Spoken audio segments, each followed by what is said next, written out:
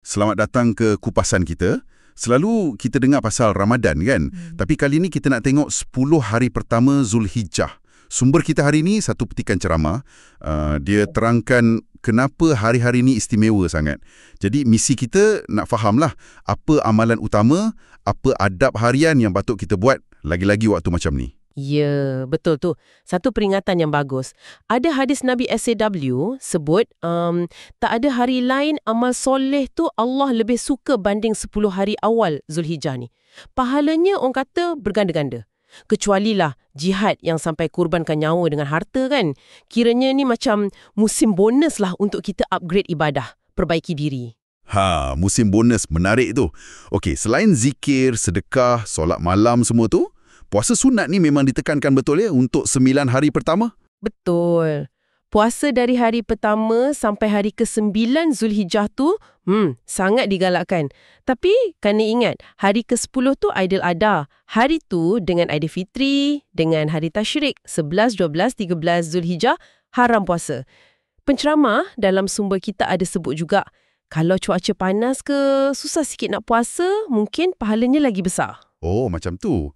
Tapi macam mana kalau ada yang tak larat nak puasa penuh 9 hari? Mungkin sebab kesihatan ke apa?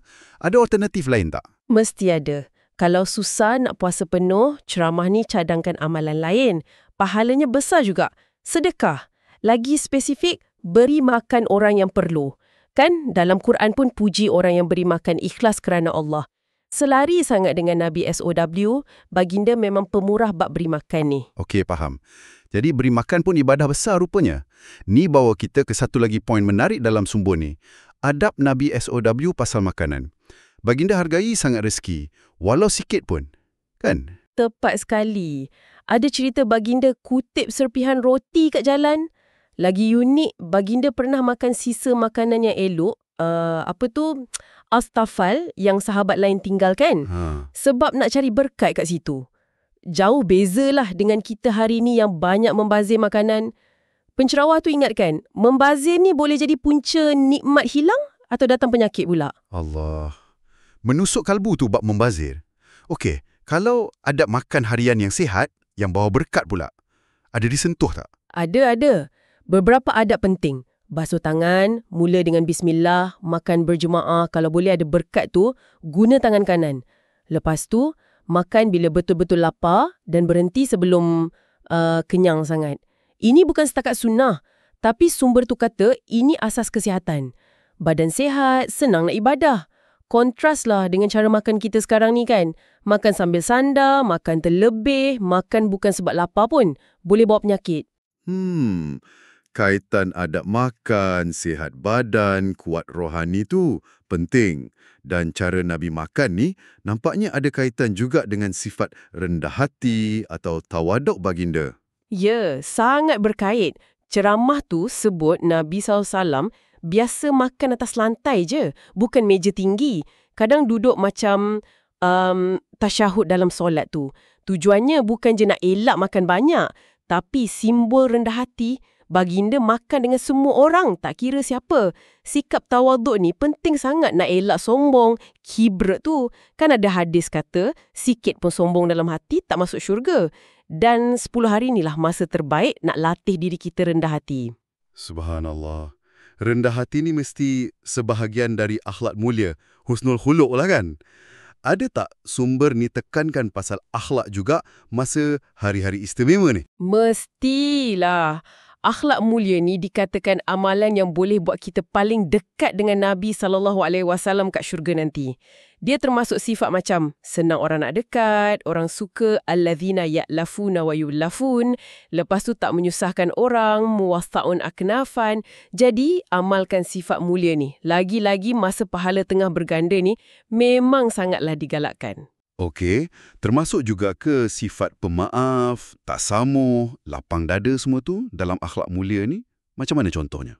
Ya, sudah tentu. Kita kena contohi Nabi SAW. Baginda maafkan orang yang sakitkan dia, siap doakan baik lagi untuk orang tu. Sumber tu ada cerita pasal Abu Damdam. Menarik ni. Setiap malam, dia maafkan sesiapa je yang buat salah kat dia hari tu.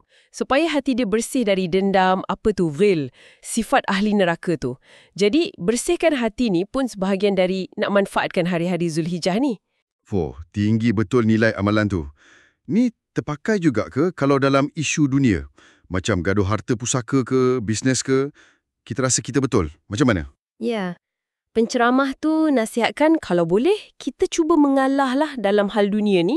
Kalau sampai boleh putus bersaudara, gaduh panjang, walaupun kita rasa kita betul. Dia ada petik kata Imam Syafi'i, dunia ni macam bangkai je, anjing berebut.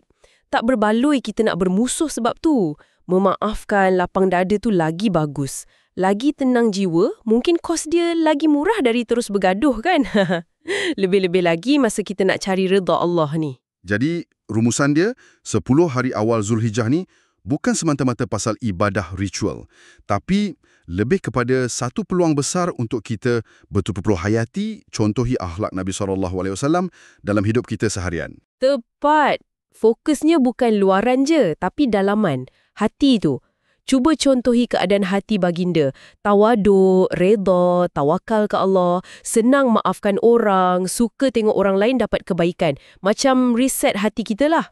Dan sebagai renungan akhir untuk anda semua, sumber tadi kata dunia ni macam fata morgana. Atau macam bangkai. Kalau macam tu hakikatnya, berbaloi sangat ke kita nak masam muka, simpan dendam, berebut kerananya? Apatah lagi dalam hari-hari penuh berkat ni. Pintu rahmat, pintu ampun Allah buka luas-luas. Tidakkah lapangkan dada, saling memaafkan tu jalan yang lagi utama? Fikir-fikirkanlah.